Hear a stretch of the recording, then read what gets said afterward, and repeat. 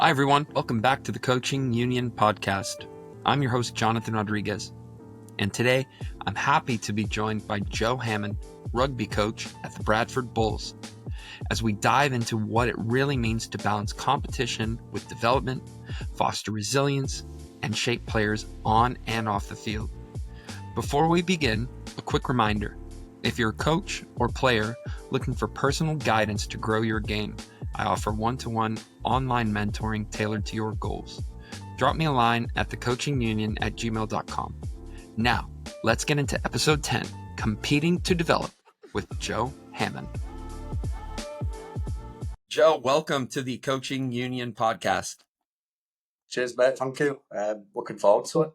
Should be good. So just saw you a few hours ago, as we're both teachers here at Calderdale. So it hasn't been too long, but we're in the office a lot, going back and forth, bouncing ideas off each other, coaching philosophies, things like that. So it's great to get you on the podcast and kind of share our conversations with the British baseball audience. Tell us a little bit about yourself before we get started.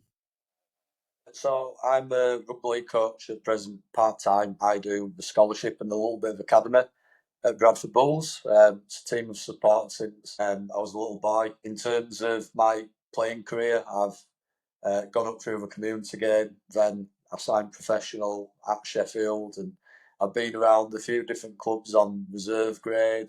Unfortunately, had a few injuries. My third ACL injury at the minute. So then I think a lot of those injuries made me get into coaching and kind of go all in, really. So yeah, a little bit about my coaching journey. I've probably coached since the age of 17, multi-sports, but specialising in rugby league and rugby union. I've coached at grammar school level for rugby union, been at Huddersfield Giants, and then I've coached at my club Bradford Bulls a lot of my coaching career in development and now in the academy scholarship. Very nice. So you mentioned that you started your coaching journey at 17 years old, but you also played professionally and signed professionally. How did it? So it sounds like you played and coached at the same time. Probably, yeah. The coaching had to hold off a bit when I did go all in on my playing.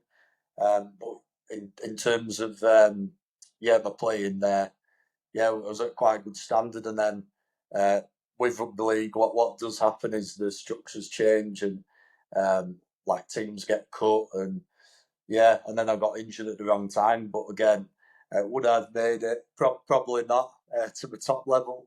But again, it's the next best thing for me, probably just as good as coaching.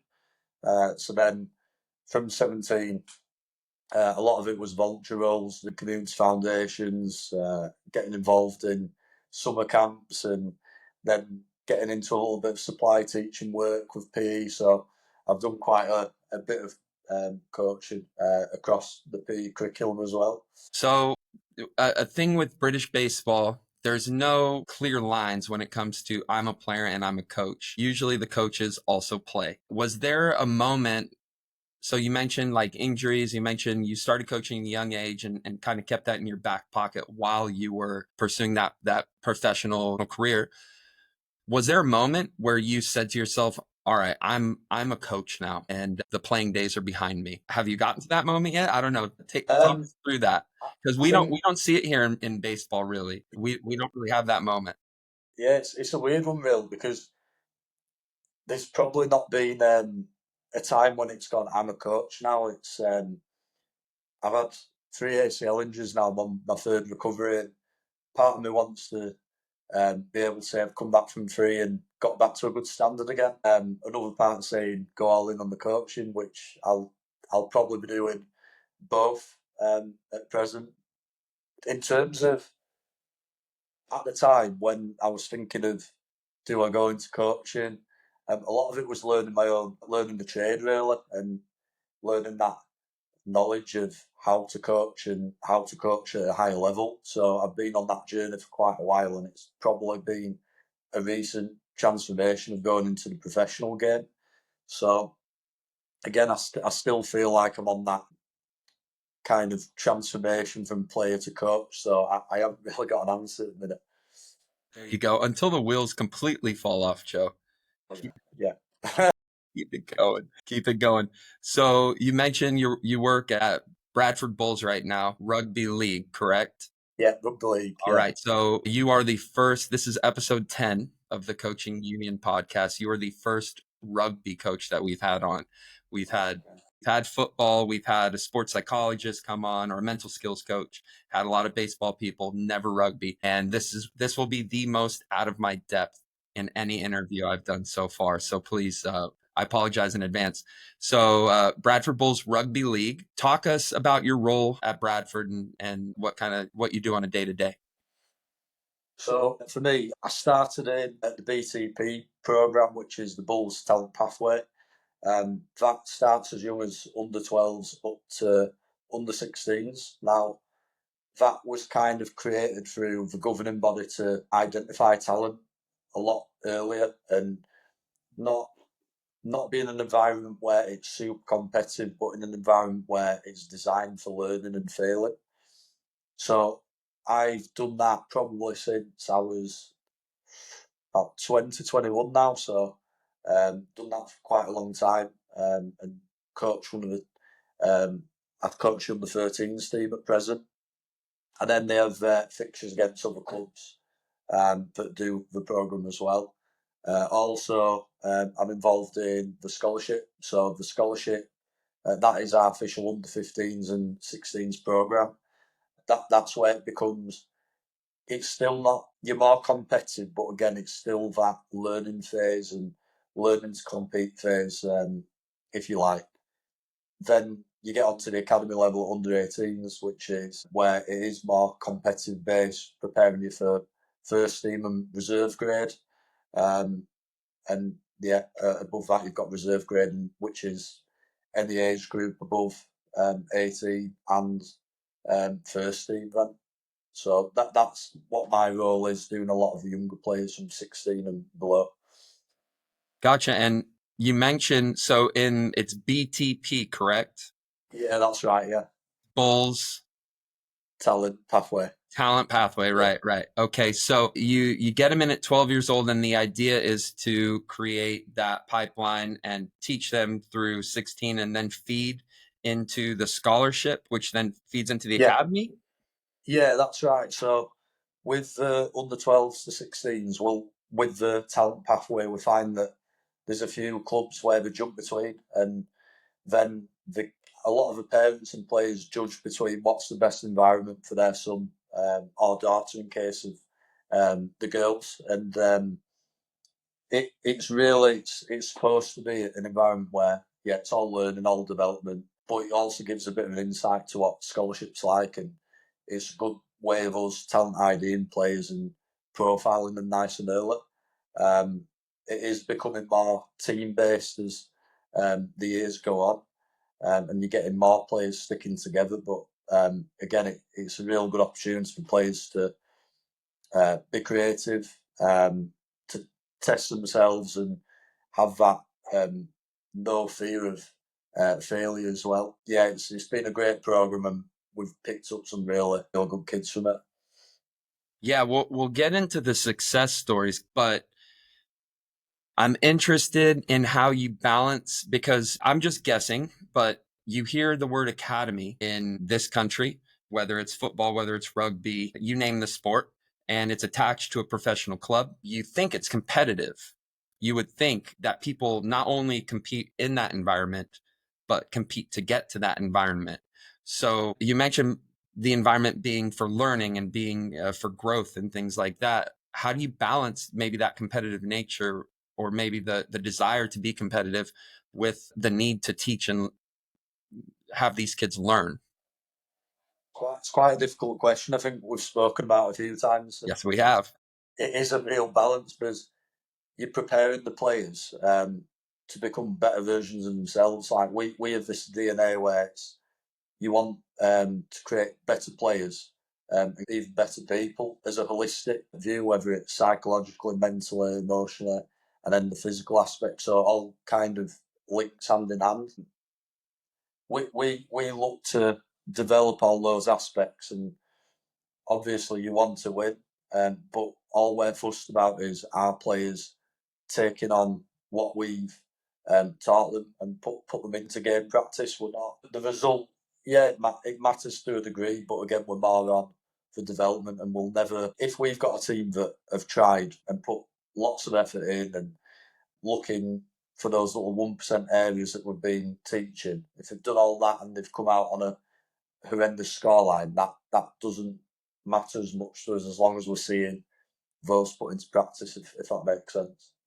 No, it does. And I'm not too sure about how connected or how linked in people are with these academy environments, but it's just interesting to hear someone from a professional club who's involved in the academy side talking about the score line not mattering. Like it doesn't matter what that score line is, and it's about those lessons. Yeah, that how do you communicate that to your players? Do you find that they take on to that, or are they built to win? This is what, in reviews, we look at all the little areas that we've been coaching, because we know that the long term they'll be better off for it. In terms of result, if they're conceding tries where we've worked on a certain defensive pattern, and it's yeah, if they're conceding tries like that where we've been working on the defensive pattern, then that's an issue. If it's going another way where we haven't worked on it, then that's fair enough. Again, I wouldn't say the result. We always look to win, and that's another part of our DNA where it probably contradicts in ways, but part of it's compete hard, compete for everything, and try and win at everything. So again, it's not all development, but a lot of what we're looking for is for the longer term goal and purpose. If that makes sense. It does. I might ask you a crazy philosophical question, Joe, as we normally do in the office, but I don't. Yeah. This one might come from left field. I don't even know if it makes sense. Is there a difference between wanting to win and competing? I think competing, in terms of our terminology, competing's for the little we call them 1%ers. So it could be. I'll try and make it as simple as possible, as I know a lot of people aren't the league experts. It could be diving on a loose ball when it's not really in play, and it could be when you're kicking to the other team, it's making sure your whole team chases with you really hard, and when they don't have to do it, it could be support play. Someone makes a break through the line, and you've got someone that doesn't need to push and support them, being there with them. It could be it could be a lot of stuff like that that we're looking for from competing hard, and it could be just putting in those little effort areas. So I think that's the main difference compared to the winning. So So you're breaking it down for them. You're looking at marginal gains, that 1% through the little parts of the game. So you're yeah, you're breaking down the game and looking at it more piece by piece rather than a whole, which would yeah, be trying to win. yeah, yeah. As that's probably the best way to describe it. Yeah, No, I love that. And just the ability to do that on the academy level is it'll certainly lead to player development, that's for sure. And those marginal gains will eventually lead to the bigger picture, I guess, which would be trying to get a win. How do you so you get them at 12, and then you put them on this pathway, you take them on this journey, you teach them learning through failure, putting them in these situations, teaching them about marginal gains. Taking a step back, how do you identify talent? What are you looking for in a 10 or 11-year-old that you want to take on this Bulls talent pathway?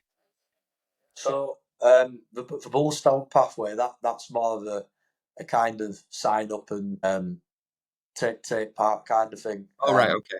In terms of the scholarship, where that becomes the proper performance pathway, we look for a lot of attributes that fit in with our DNA. So that again is good attitude. And I know it sounds really cliche, simple things, but good attitude. Are they a good person?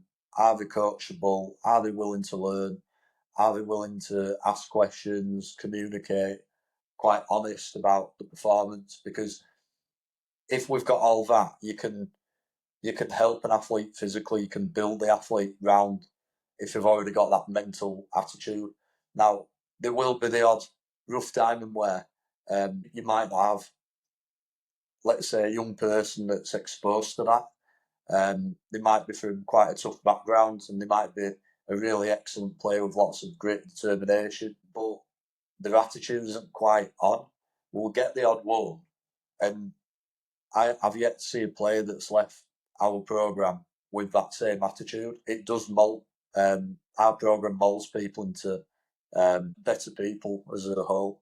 So I think first and foremost we look at who they are.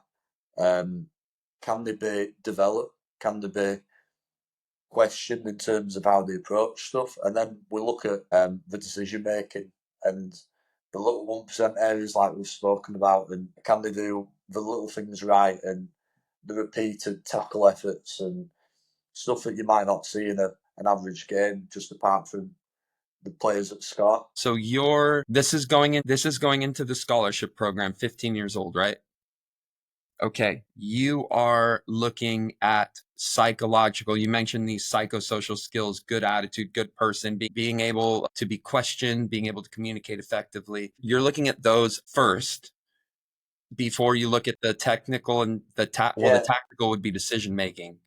I think for our talent ID, to be perfectly honest, we'll see players and you'll mark down players and you'll be like, they've done this well, they've done that. I really like these basics about the game. And then it's after that, it's what have you like? Like scouts are always asking, oh, what have you like when you've spoken to them face to face? What aura are they kind of giving off? And a lot of what you see first is what you go for. Like anyone with talent, but then it's about, can we keep developing that? Is it going to be an issue to our environment? Is it good if we have got an extremely talented kid that's really arrogant and you just know it's going to be a really tough change? Then for us, that's a no. Because we'd rather have good people in the building that aren't going to affect that culture we've worked really hard for. So breaking this down into like the four corner model that the FA uses, I don't know if like rugby England uses or anything, or England rugby, but you got the physical, technical, tactical, psychological, and social, and it's all like so, and it's the four corners. So the physical, and this, if I'm butchering this, I apologize, but it sounds like young baseball players really need to hear this. The physical gets the attention. Yeah, agreed. The technical and tactical decision making and their technique kind of opens the eyes a little bit and piques the interest of the scout. And then once they've ticked those boxes like well enough to gain the interest, to get the conversation, the rest is based on the psychological and the social. Yeah. Yeah. Wow. Yeah, that's a message that young baseball players need to hear. I'm sure any young athlete, because I'm sure it crosses over into a lot of different sports. That probably makes sense to us as well. So our scouts have sheets with all of that you've mentioned: tactical, technical, physical, social. Really important how they communicate and interact with other players as well.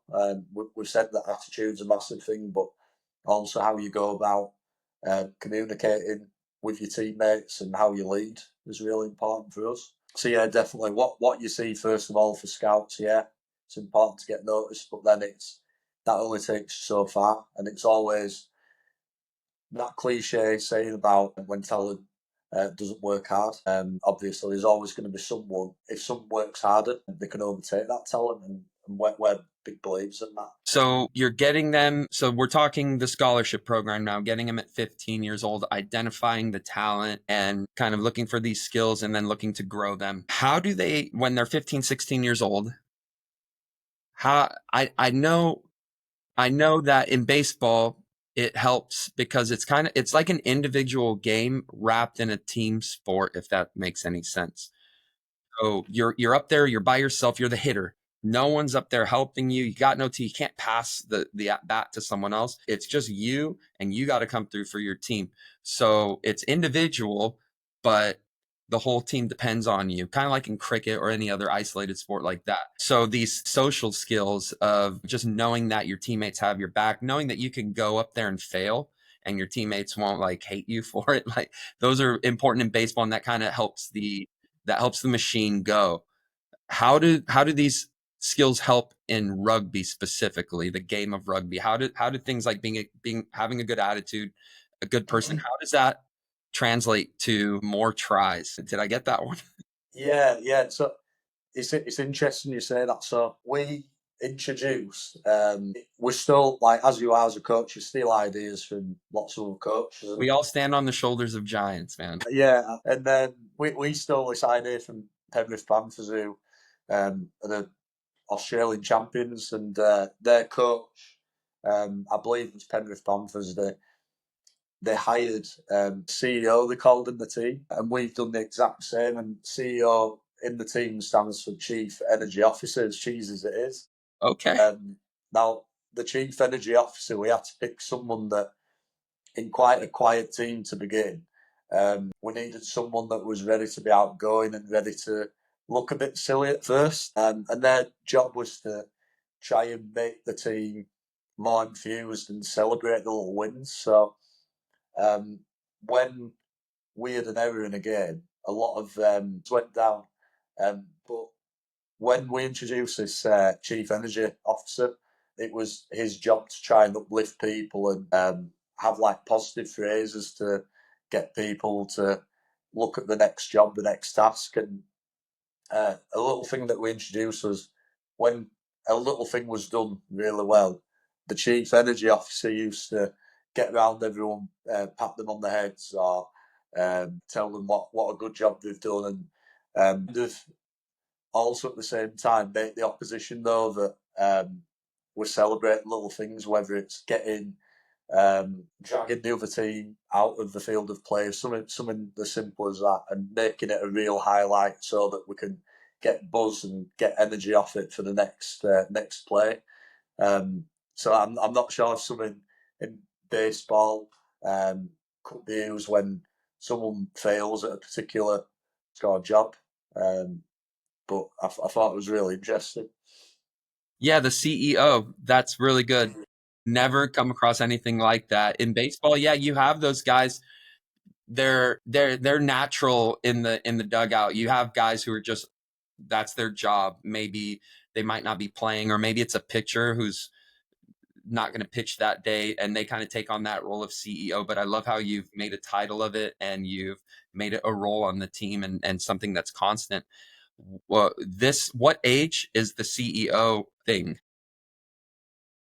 So the CEO, he came from the 15s the previous year, and it was at the start of his year as a 16.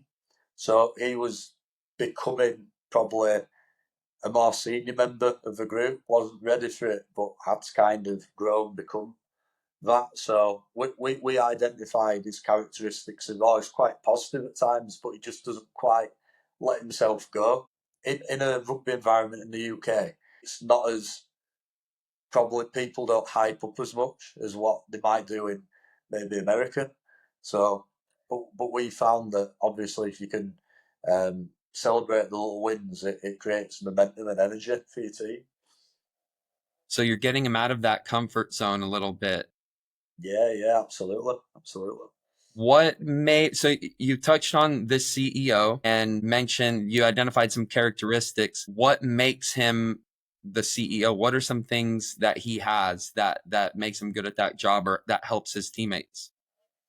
He has good body language. So when found that when these tough moments did happen in games, he was quite he was probably encouraging people, not as loud as he should be, or also I'd probably say his efforts, like he was ready to compete straight away and put things right after an error.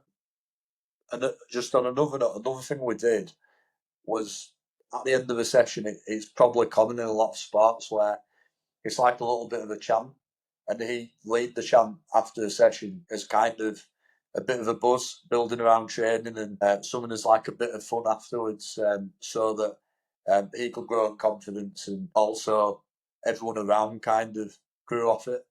So it was like a little thing to end the session where it became a bit of a mini ritual to end training, really, and that helped going into games. Power of the debrief. That's yeah, it's a powerful thing being able to do those mantras and end that session on such a high note, and it carries over to the next one. We are when we're in the office chatting about this stuff, we're not always throwing each other softball questions. Like, we dig into it a little bit, and we don't necessarily, I wouldn't say we challenge each other, but we ask each other good questions, trying to break down the concept. So I have one of those for you, Joe. Okay. What happens if the CEO is like, what if he's like seeing red, or what if he's Okay, so part of this, like they do in a lot of Australian sports teams, they'll have a leadership team, and the idea, just to go down another rabbit hole, as we call it. let's go. We're here. It's the Coaching Union podcast, Joe. Come on. The leadership group, they all have a little bit of responsibility, autonomy, where they're speaking with the coach, and they're kind of fostering certain behaviours and trying to pick up players on certain standards around the group. So we know that discipline is a massive one. If that player did lose his head, there'd be immediately another leader there to remind him of his duties. But a lot of these leaders are quite mature, and that's why they're picked to guide the team around. So I think there's a lot of accountability in that team so that they don't let each other down. But again, that's filtered across the whole team now. So that's what we kind of did to not make it, well, the responsibilities on one lad's shoulders. It was so they could share it and kind of grow together, if you like. Yeah, that's really good. I'm hearing challenge and support, which is what is a concept that we broke down today in the office. And you've been watching me. We've had a few conversations on this, but like, going back to the beginning, you identify that they can play first and foremost, that they're physical enough for the level, like tick those boxes. Then you dig deep into getting to know them. And if they have the right psychological and social skills, they'll be able to be in a program like this, and they'll be able to pick up for the CEO if he loses his head, and they'll be able to create this team where it's almost like next man up mentality, from what I'm hearing. Yeah, absolutely. Yeah. Yeah. That's great. So let's break down the challenge and support a bit more. Let's dive down that rabbit hole, because like I said, we talked about it in the office. I posted the graphic that I showed you in the office today, Joe, and it's gotten a lot of good response. And it's just something that I think is so powerful, because athletes that aren't challenged will eventually get challenged. In baseball, we have a saying, it's either you're humble or you're about to be. Yeah. Yeah. Yeah. How do you, in the later ages, I'm assuming 16 years old, they're knocking on the door of academy, there might be a little bit of pressure, there might be really going for it. It's a big challenge for them at that age. How do you support them and keep things in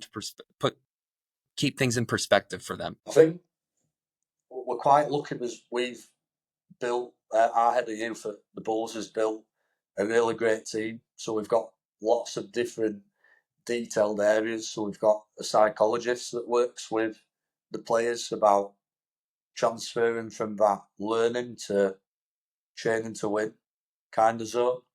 Um, we have well-being experts.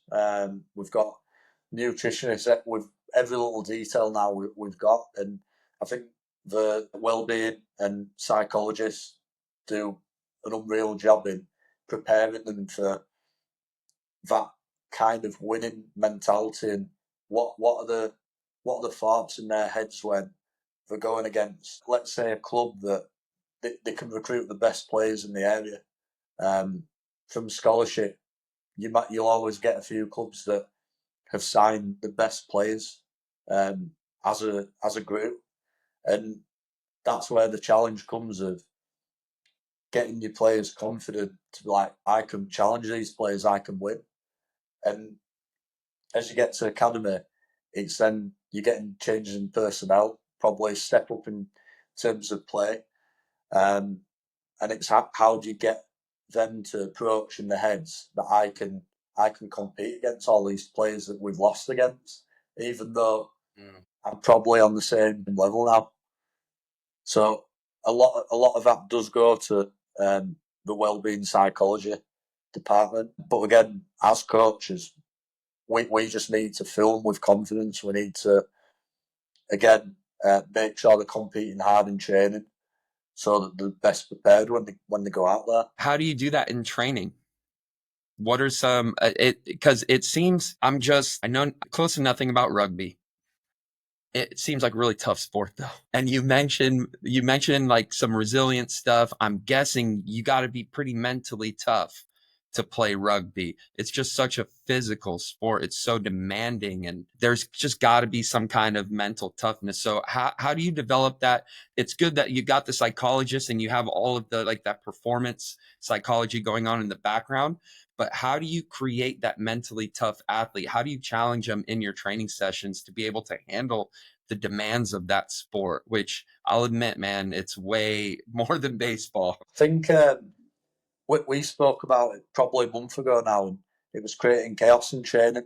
Um, what we try and do is expose them to as many different scenarios, situations as possible, where they're going to be under pressure, they're going to be under fatigue, mentally they're going to be wanting to give up, they're going to be wanting to kind of quit and take the easy option of maybe not taking a carry or run or not putting the body in front of a tackle. A lot of the teams I've been involved with, it's a really old school method, and it it's not what everyone likes. But sometimes the best preparation you can give mentally is putting them in the toughest scenarios in training. And with rugby, as a collision sport, it is full contact and full tackle as hard as you can in a very small area, and that's what we'll do to build really tough, resilient athletes. Because if they can do it in those small, close contact situations, then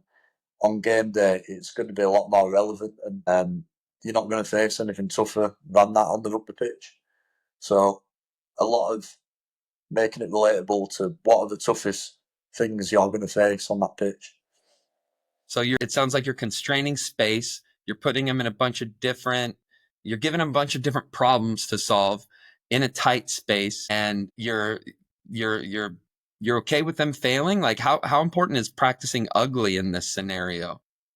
Yeah, again, we practice different techniques and how to tackle, and for us, it's how to get a opposition player on the back. That's a result for the defending team, very much like wrestle. For us, it's more. There's a lot of technical parts that go into the tackle, but one thing that you can't get away from is that desire to move up to an opponent and to hit them with all you've got. But then the technical aspects come in after that. So there's kind of no substitute for that grit and doing the hard stuff. So we expect a lot of effort and kind of that controlled aggression. And they're like the kind of non-negotiables in a contact sport. I can't really relate too much with the baseball in terms of that. But there is other areas like catching a high ball from a kick, where they're under lots of pressure, where I could relate that in some form to baseball, putting them into the most difficult scenarios to catch a ball. Um, so, yeah, again, I think making as many different scenarios and creative scenarios as well will help those in chaos. Yeah, it's tough to create chaos. Well, I think the game baseball it is kind of chaotic anyways because you're facing a pitcher that will never throw you. It's like there's no two pitches have ever been exactly the same. So you have to deal with some kind of chaos. It's closed chaos. Yours is a bit more open chaos. But I think I can get what you're saying because we do have to make contact with the ball and there has to be that intention. You have to be able to balance the intention with the technique. And I see it. We're getting this is like an office talk right now, Joe. My The way I see it is that you have an intention, like a dial, like a DJ. You can go DJ, you can go a dial, whatever you want to do, but you have the intention dial and you have the technique dial. And it's like if the attention's too high, the technique goes down, it's gonna be ugly. You need to find that right balance of sound as a DJ. You have to find that right balance between intention and technique. So how do your guys, I'm guessing is that kind of where you're coming from? Yeah, yeah. I think what we can relate to is for us, we have different kickers and different challenges that you're going to face. Like you're going to get that with the pitcher. Again, it's making sure that you can adapt to those different scenarios as much as you can. Like for us, we've got different styles of kicks, and I'm not too familiar on your different styles, but again, it's putting them in scenarios where they're going to have different options, put them consistently. So that's just to relate to that. No, this is good. We'll riff a little bit because so different, are you saying different positions in rugby call for different intention, technique, balance? I was probably relating to our wingers and fullback. They're the three positions that will catch high balls a lot of the time. Okay. So they'll have different challenges. They'll have different kickers. They'll have different styles of kicks on the floor, up high, different angles, uh, different spins on the ball to deal with, all sorts of stuff. And I was just relating that more to that's what they face. Because every rugby league, every 6 tackles, you get a kick at you, those 3 players. And that'll be the same with you guys when you're getting different picture you as well. Yeah, different pitchers. So you're different pitchers, and then you got to play defense. You have different ground balls get hit to you, fly balls. You've got to make different throws from different body positions. So yeah, it's like an endless stream of problem solving. So you're saying that you introduce these guys to all these problems so that these different spins. So instead of saying like you got to spin the ball like this over and over and over again and practicing like that, you'll put them in the situations where they have to use that technique. Yeah. So we'll do different distances of the kicks. We'll do different angles. We'll have pressure on them. We'll have no pressure. We'll get them. We'll put obstacles in the way that they've got to try and get around or get to a certain point of the pitch after catching a ball. So it's probably a lot more broad in terms of what could happen. And it's quite hard sometimes to plan for what could happen, especially when again we don't want a rugby ball to bounce, but if it does, what do you do? Because it can go in lots of different directions. So it's quite a tough one, but just exposing them to as many different ways of catching that ball, whether it's above your head, whether it's down low, whatever it is. Yeah, you mentioned something there, how like you can't prepare for everything. Just prepare for as much as possible. And I think it goes back to what you said. If you're looking through that like holistic lens, or if you're looking through that like learning environment lens, then the games become just an opportunity to make a new list of things to do Mm-hmm. to Yeah, prepare yourself. yeah. And the thing we do just from the psychological angle is get players to visualise a lot.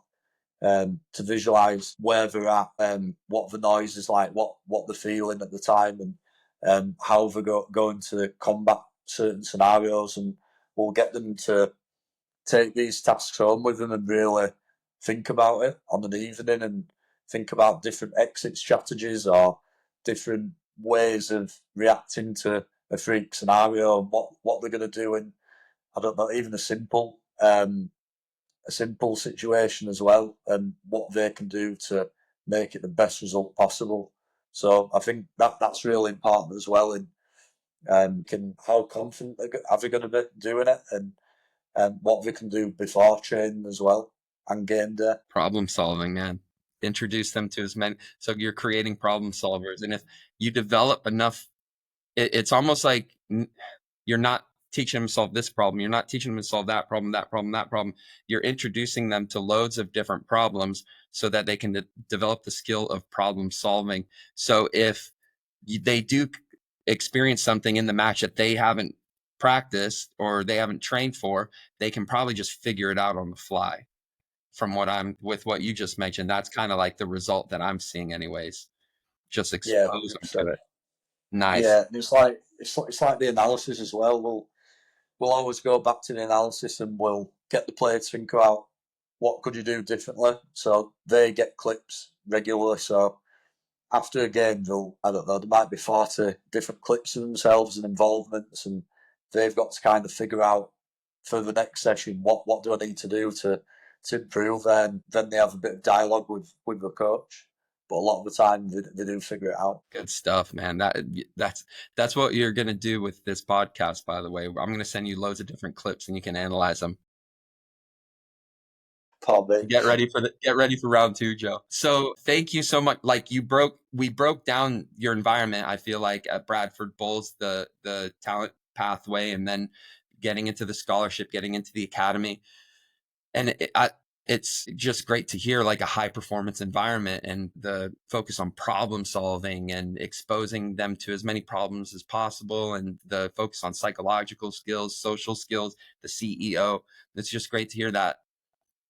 Who can you share like maybe some success stories that you've been there for quite a long time? Who's gone through this and made it out on the other side like a different person and just gone to the next level? And it doesn't even have to be as a player, just as a human, maybe. There's been a lot over the years in terms of our talent pathway. I'm not going to name players because of that. I wouldn't want to, We're not here to say. name drop on the Coaching Union podcast.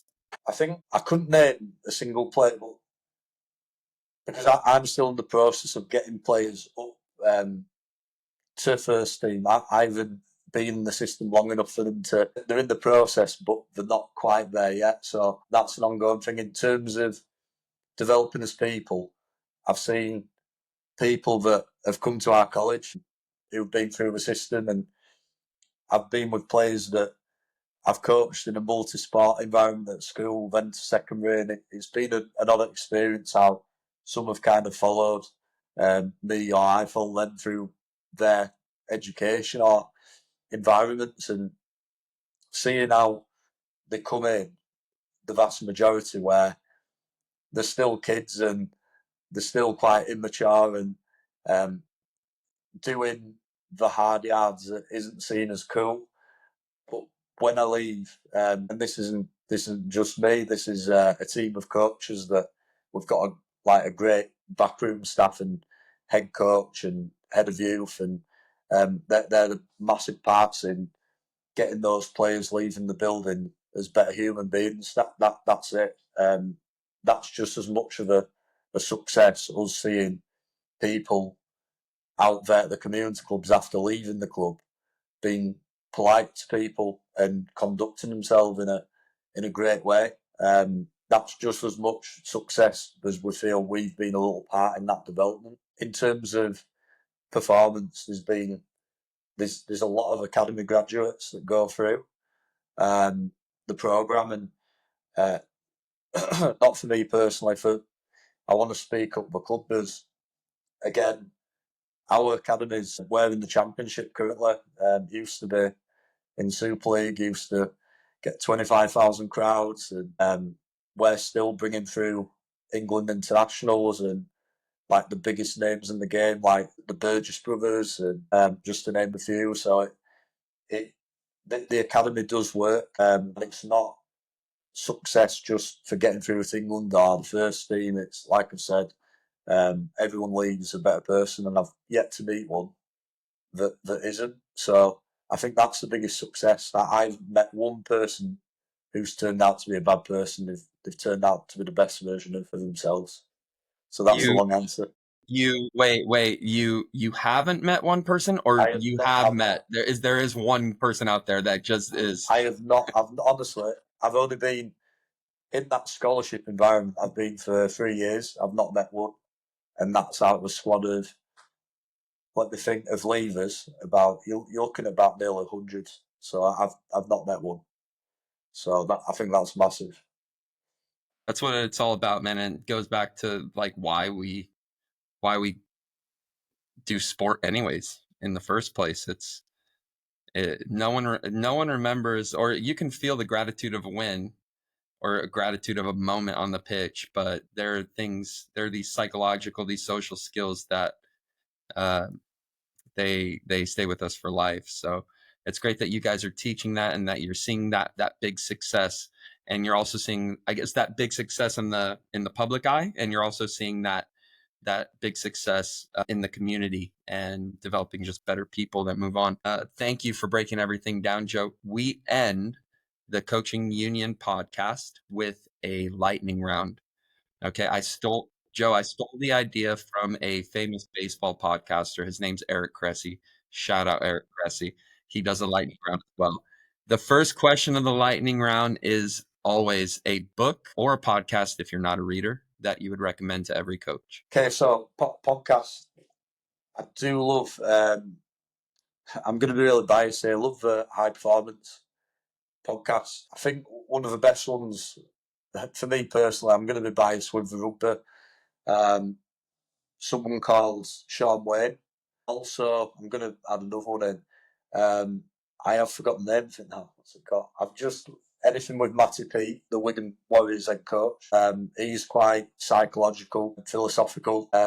Not your average rugby coach, but he's brilliant in how he gets his ideas across to people. So I'm going to go with a rugby theme. I'll say those two. Book. I'll probably say Clive Woodward's book. So England Rugby Union, winning head coach, got a lot of ideas on how to bond people and how to make people more collective. So I think some real good options that you can. What's the name of the book?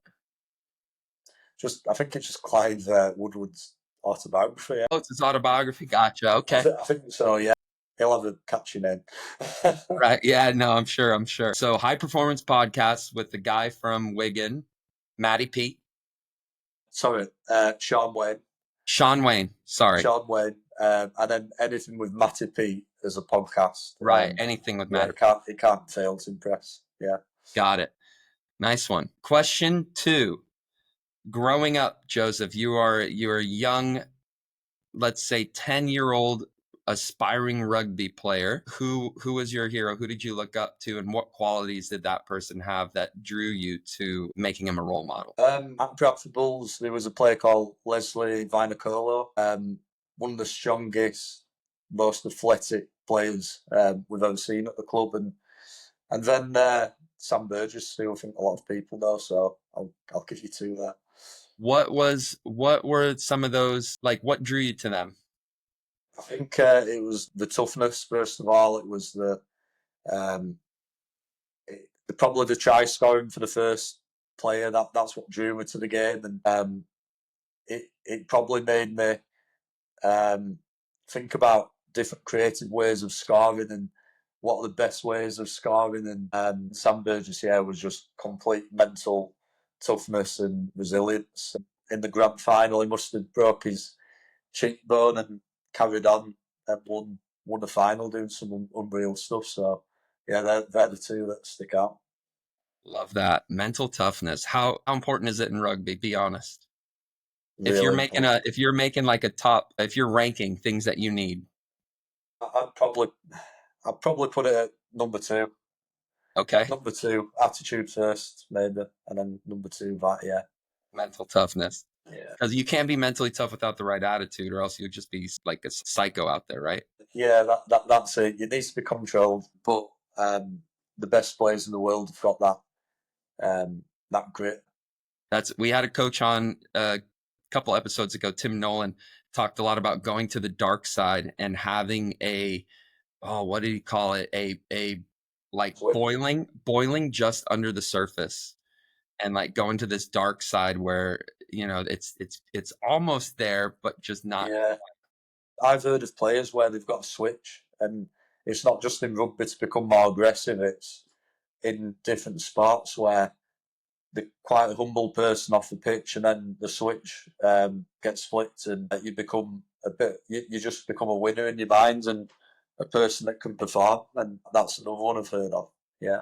Yeah, the alter ego. A lot of performers, not even sports, like Beyonce has the alter ego that she goes to when she's on stage. So yeah, that's good stuff. Last question. Bradford City supporter. Up the Yeah, Bantams, right? up the Bantams, absolutely. There we go. Just got promoted to League One. Yeah, absolutely. Yeah, Been supporting them your whole life. yeah. It's one of those that I've always loved football. It was my great granddad. Um, yeah, great granddad that used to play for them, and that was just why I started supporting them really. Just because he used to play, and a lot of my family supported them. So yeah, that's when it started. But I've always been a big, massive rugby fan. So with Bradford family, you have lineage going back all the way. Yeah, yeah. I think Give me your greatest moment as a Bradford City supporter throughout your life. What's that moment that just made you, up the fall in Bantams, rugby. Yeah. I think if you didn't say the Carabao Cup run to the final against Swansea, that was. I don't think that'll ever happen again. So I think we beat some crazy teams on the way, and then I think there was one year, can't remember if it was the FA Cup or Carabao. There was Chelsea, Aston Villa, Arsenal. Yeah, I think that's one where it was a bit of a fairy tale story that didn't end with the right storyline, if you like. But you got to the final. Yeah, we got to the final and What then year got was that? hammered. Say that again. What year was that? I want to say 2013. Yeah, something like that. See, but yeah, it was probably one of the best things in our recent history. Well, hopefully you're getting there again. Did you go to Wembley? Did you go to that match? No, no, I'm not. I'm not that big of a fan. Yeah, just a glorious supporter. You're humble, dude. You're humble. For the listeners at home, he talks about him all the time. Talks about him all the time. But yeah, glad that you guys got promoted, and you definitely deserve a bigger stage. I think that your Yeah, club. 100%. Yeah. Joe, thank you for your time. Thank you for your insights. Thank you for taking us into a high performance rugby environment and breaking that down for us. It was a great conversation. Appreciate it, mate. Thank you. If there's anyone out there who would like to maybe learn more about Bradford, follow you through your coaching journey, where can they find you? Instagram, Joe Hammond 15, and it's the exact same on Twitter X now. So yeah, they're the places if you want to ask anything. Good stuff. Joe, thanks again. That was really good. Thank you. Awesome. Cheers, mate. Thank you. Yeah.